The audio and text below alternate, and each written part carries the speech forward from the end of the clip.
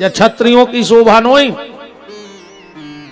उनके घर के दरवाजे शिष्यों के ढक्कन पूरे, या छत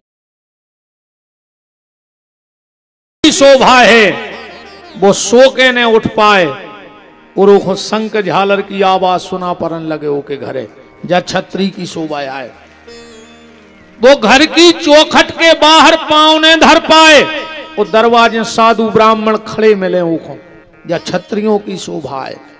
जेके घर के दरवाजे चौपाई लिखी होए, तुलसी लगी होए, हाथी बने होए, घोड़ा बने होए, गंगे रमा रही होए, या छत्रियों की शोभा आए। और जितने जने बैठे हो, अगर ये 4-5 चीजें तुम्हारे घरे होत होए तो आज ही घर के दरवाजे लिखवा दियो स्वर्ग, तुम जिगत में स्वर्ग में रह रहे। अगर ये 4-5 चीजें तुम्हारे घर में हैं तो आज ही लिखवा दियो कि स्वर्ग। तुम्हारे घरे गणोरजी बजत हुए, तुम्हारे घरे शंख बजत हुए, तुम्हारे ते बच्चों के हल्के हल्के रोवे की आवाज आवे, मई भावे की आवाज आवे, गज्जा रमावे की आवाज आवे, साधु संतों के आशीर्वाद की आवाज आवे, तो समझ लियो तुम स्वर्ग में हो। अकऊ कुत्ता भौंक रहे हुए तो नरक लिख दियो, तुम्हें नरक जावे की भी जरूरत नहीं है। कहूं दारू पी के गारी की आवाज आवे तो महानरक लिख दियो। तो क्षत्रियान बिन विप्र ज्ञान बिन, घर संतान बिना, हाथ दान बिन, देह प्राण बिन, भोजन मान बिना, त्रिया कंठ बिन, मठ महंत बिन, हाथी दंत बिना, गणित अंक बिन, बिच्छू डंक बिन, आरती शंख बिना, शिष्य नमन बिन, नयन दरस बिन, नारी सुहाग बिना, और राम बिना नरे ऐसे जैसे, अश्व लगाम बिना, जल जाए जेहवा पापनी राम के बिना। वो जीव में लुघरिया लग जाए, लखवा लग जाए, लखवा जे की जीव से भगवान को नाव न करे। मारो तो ऐसे ही बिना भजन के, हाँ ऐसे न मारो सुख से। एक बात और आज हमारी दिमाग में नहीं आ रही है, अगर तुम आदमी को सुख से जीने दे हो, यह बात बहुत ध्यान से दिमाग को बैठा लियो, अगर तुम आदमी को सुख से जीने दे हो तो भगवान तुम्हें सुख से मरने दे हैं, गारंटी कहाई। बहुत तड़फा तड़फा मारे भगवान तुम्हें। अगर तुम सुख से आदमी को जीने दे तो भगवान तुम्हें सुख से मरण भी नहीं दे। बहुत खराब मर हो बुढ़ापे में, पर कोई संग नहीं देते। कहूं तकिया से गर्दन लुढ़क गई, कहूं नाती पोतों ने देख ली तो सीधी कर दे न, वही तकिया गर्दन लुढ़काए मार जाओ रे। बहुत ही खराब कथ होने ऐसो करियो, बोनी ऐसी करियो कि जो काटवे में दिक्कत नहीं हुए, काश काटने तुम पर। अबे तो तुम्हारी बोनी में सब मजा ले रहा है, पर जो ना कटाई हुज्जे बाय अकेले तुम्हें करने पर, वो में घर के हिस्सेदार न रहे हैं जो उनको जो बेईमानी कर रहे हो, वो में तुम्हारी भोग हो प्यारे। कल आप चर्चा में सुन रहे थे, सूत जी से शौनक ऋषियों ने प्रश्न किया कि परीक्षित को श्राप काय लगी। सुखदेव जी कैसे आए? सूत जी बोले ध्यान से सुनो, महाभारत युद्ध का बिल्कुल अंतिम दिन था, अंतिम। पांडवों की जीत हो गई, कौरव हार गए। भगवान ने विजय को शंख बजा दो और भगवान पांडव को लेकर उत्सव मनावे चले गए। अच्छा जीत तो हो गई थी रे बहुत पहले पांडव की, युद्ध भाव ने तो रिजल्ट खुल गया, तो को जीत रहा को हार रहा। कैसे? ऐसे का भाव भगवान को की तरफ न जावे। कछु राजा दुर्योधन से मिल गए, कछु दुष्टर से मिल गए। सुबह सुबह दुर्योधन गौ, भगवान सो रहे थे, न्यो तो लेके युद्ध को कि हमारी तरफ से लड़ गयो तुम। अब भगवान सो रहे, दुर्योधन जाके भगवान के सिराने बैठ गौ। वही पल कांपे, काश घमंडी है। वो घमंडी आदमी उठबे बैठबे में भारी सोचत रही। हाँ, घमंड जिनको तनक हो जाए भी भारी सोचत कि हम इतने बेच तो को का सोच है, हम उते बेच तो को का सोच है। जबकि हमारे हिसाब से वो महापगला कहावरी, जे को तुम्हें जानत है सो कहूं बैठे रहो, अजय को नहीं जानत तो तुम कहूं धरे रहो, तुम कहीं 50 फिर रहे। बताओ, आदमी की इज्जत कपड़ों से नहीं हो रही। अगर कपड़ों से इज्जत होती तो तुम्हारे हम कहते थे पैसा वारे बैठे हो जो 100-100 200 बीघा के किसान तो हो जो ही। हम के तुम्हारे हफ्ता में 3 बेर बदलत हो जो कपड़ा, रोज तो ना पेरत नहीं हो जो, या तो हम भी जानत। हम के हफ्ता में 1 जोड़ी ना लेत हो जो। कपड़ा की जो दुकानें रहते हो के बाहर पुतरा धरे रहते, वे दिन में 3 बेर कपड़ा बदलत हैं दुकानदार भी, प्लास्टिक के पुतलों के। कौन आज तक उनके पांव पड़े? बताओ, कहूं तुम दुकान पे गए हो के पांव पड़े के पांव पड़ लें जो 3 बेर कपड़ा बदलत।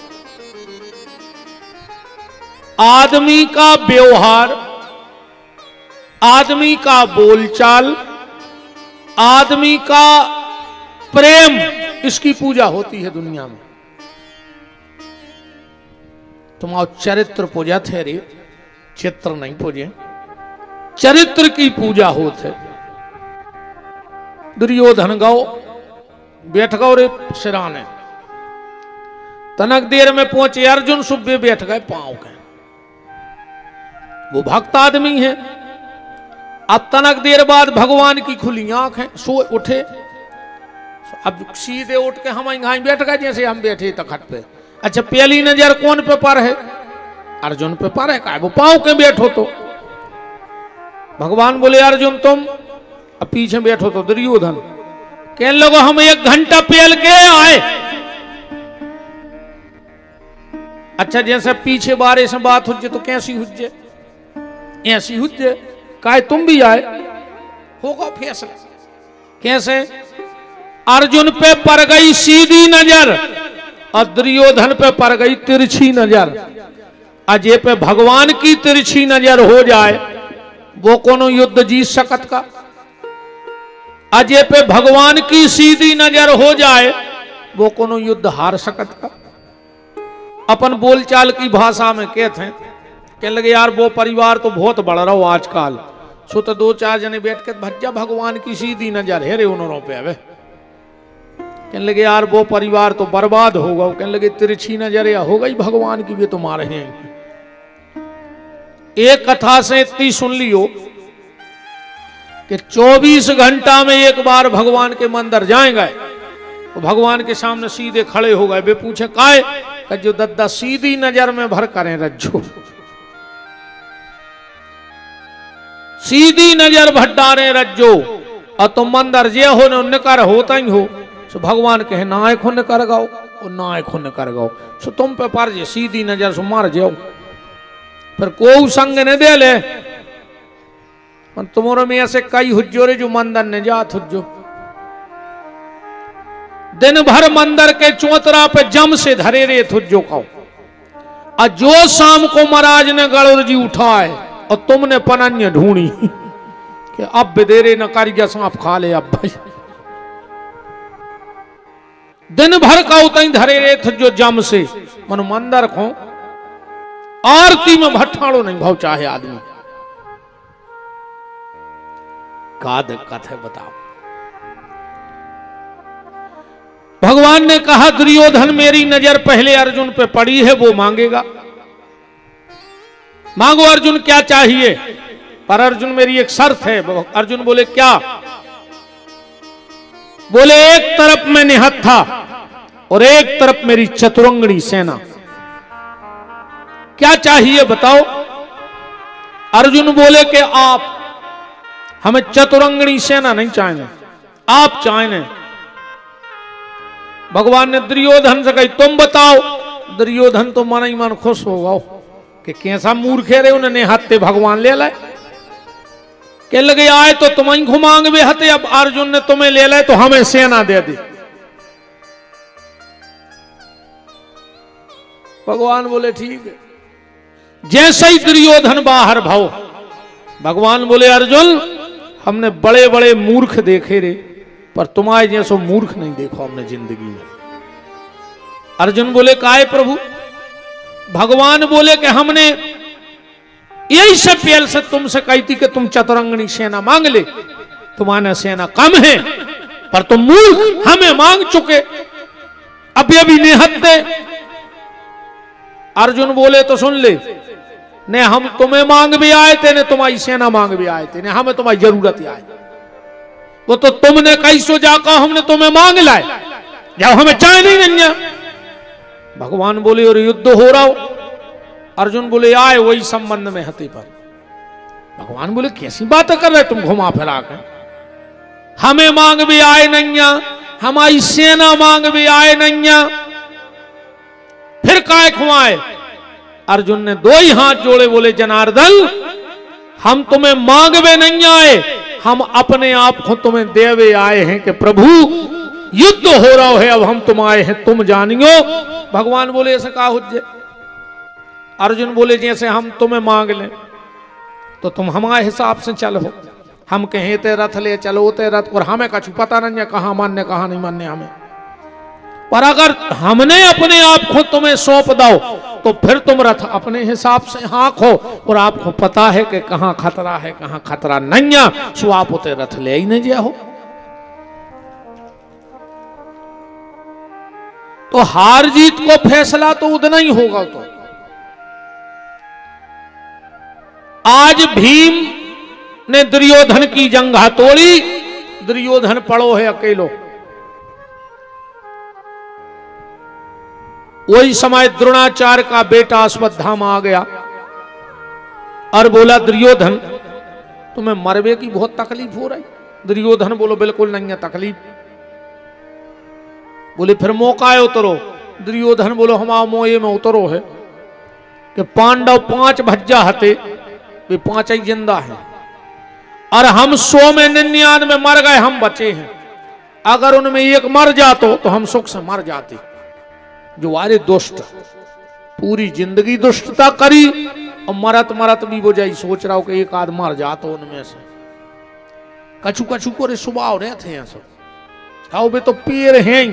अच्छा हर गांव में रहती एक दो ऐसे, हर समाज में रहती एक दो ऐसे। हाँ माने जोनो बे गांव में कछु न कछु खुटर पाओ ने बिदवा देव मनु की रोटी नहीं पचे रही, बे तो यही खुने करा भुंसरा से मीठो तेल डार के मूड में कंगी फेर के, और एक चक्कर जहां उनने गांव में लगाओ, और जहां कछु न कछु तना बिदवानो बिदवा दो बे फिर उनने रोटी खा ली। हाँ एक गांव में एक आदमी है तो वो ये कई काम करत तो पूरे गांव के डराते रहे उसको। एक बार एक के आ रहे थे मोड़ा देखवे बारे, अब वो को सवेरे से ऐसे प्राण होवे कि यार वो नहीं कर पारे जब इनके रिश्तेदार आवे। अच्छा तू कैसी बनी रे के जवाई के रिश्तेदारों की जी पाई, और सामने कुलिया में से वो न करत आ रहा हो। तो मोड़ा के बाप ने पसीना डार दो बिगड़ गई रिश्तेदारी। सोने जल्दी मोड़ा को 500 को दो के लगे जाओ कक्का के पांव पर लिख जो 500 ही में मान जाए। सो मोड़ा ने लाए 500, ये से रिश्तेदार ठाणे, मोड़ा ने परे पांव। पता है वो का कहने लगो और बेटा मिर्गी ठीक हो गई, कल दिखावे गए थे जोन। अब बताओ रिश्तेदारी कर है रिश्तेदार तो कछु कछु जे बिगड़ा नन्ने से रहता ही है हर गांव में। जे में वो तो रे अलगाई से हतो इतनो दुष्ट मरन लगो रे वो। वो चिंता लग गई कि हम मर जाए गांव भर के सुखी हो जाए, हम मर जाए गांव भर के सुखी हो जाए, वे गांव में कोई सुहेंगे जो अपनी पार धरे। सोचा सोचा तो वो मर गया, को हतो ने आगे नाथ ने पीछे पड़ा। गांव में खबर फैल गई कि फलानो मर गओ। अब सबने कही अब कैसा हुआ तो बांधने तो पर है ही, सो गांव भर के जुड़े।